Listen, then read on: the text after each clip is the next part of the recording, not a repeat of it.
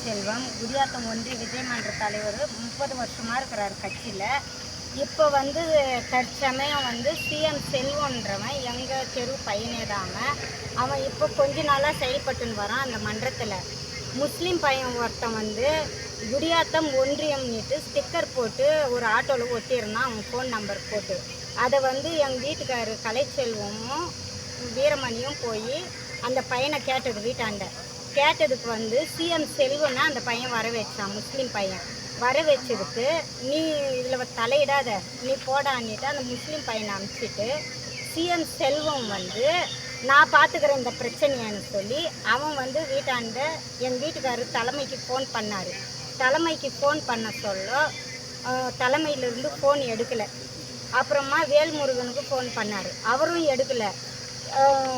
வேல்முருகன் சொல்லி தான் நான் போட்டேன்னு சொல்லிட்டு சிஎம் செல்வம் சொல்கிறான்.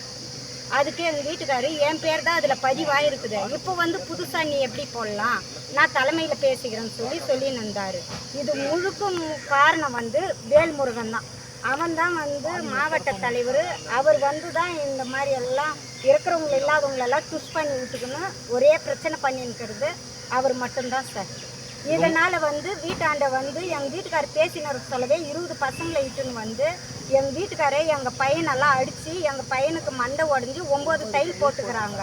5 பேரை ரிமாண்ட் பண்ணியிருக்கிறாங்க. அந்த எதிர் பார்ட்டியை இன்னும் ரிமாண்ட் பண்ணல. அவன் அங்கே நல்லாவே தான் ஒலாத்தின்னு இருக்கிறான், பேசினாண்டே தான் ஒலாத்தின்னு இருக்கிறான் சிஎம் செல்வம்ன்றவன். அவன் வேற ஆள் மூலிமா வேற ஆள் கட்சிக்கார் மூலிமா அவன் சப்போர்ட்டில் பண்ணின்னு இருக்கான். பேர் சொல்ல விரும்பலை.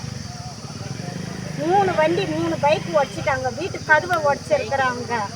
தலையில் கத்தி எடுத்து வெட்டனா 9 தையல் போட்டுக்கிறாங்க சிஎம் செல்வம்ன்றவன்.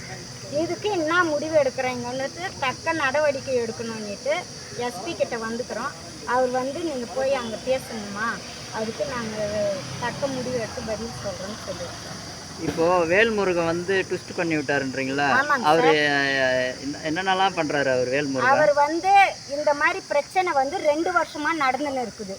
நாங்களும் போய் சொல்லினே தான் இருக்கிறோம் திரும்ப. அவர் Anand sir, Bruce Lee Anand sir எங்கள் வீட்டுக்காரையும் வேல்முருகனையும் கூப்பிட்டு பேசினாங்க. இவன் 30 வருஷமாக இருக்கிறான், இவனை விடக்கூடாது, இவனுக்கு நீங்கள் துணை இருந்து நீங்கள் சப்போர்ட் பண்ணி பேசுங்கன்னு அவர் சொன்னார். அதையும் மீறி அவன் வேல்முருகன் எப்போ பாரு சிஎம் செல்வத்துக்கும் இவருக்கும் புஷ் பண்ணி விடுறது தான் அவர் வேலையே. அவர் இதுக்கு தகுந்த நடவடிக்கை எலெக்ஷனுக்கு அப்போவே எடுத்திருந்தாருன்னா இவ்வளோ பிரச்சனை வந்திருக்காது சார். இப்போ உங்கள் கணவர் என்ன பொறுப்பில் இருக்காரு? குடியாத்தம் ஒன்றியம் தலைமை 30 வருஷமாக இருக்கிறாரு. அங்கே பணிகள்லாம் செய்கிறாரா? எல்லாமே இவர் செய்கிறாரு.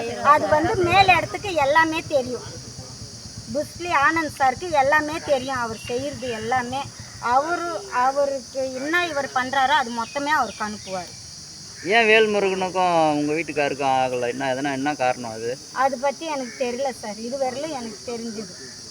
ஒருவேளை வேறு எதனா பணம் எதிர்பார்க்குறாங்களா இல்லை ஜாதி பார்க்குறாங்களா என்னன்னு எங்களுக்கு தெரியல சார். நாங்கள் எஸ்சி, அவர் வேறு கேஸுட்டு. ஒருவேளை ஜாதி பிரச்சனை பண்ணணும்னு நினைக்கிறாரா இல்லை ஜாதி அரசியல் பண்ணணும்னு நினைக்கிறாரா மாவட்டத்தில்னு தெரியல, இல்லை பணம் எதனா எதிர்பார்க்குறாரா தெரியல. உங்கள் வீட்டுக்காரு இப்போ எப்படி இருக்காரு? அவருக்கு வீசிங் ப்ராப்ளம். 2 வாட்டி ஹாஸ்பிட்டலுக்கு இட்டுன்னு போனாங்க கவர்மெண்ட் போலீஸ் மூலியமாகவே. இன்னும் ஸ்டேஷனில் தான் இருக்கிறாரு.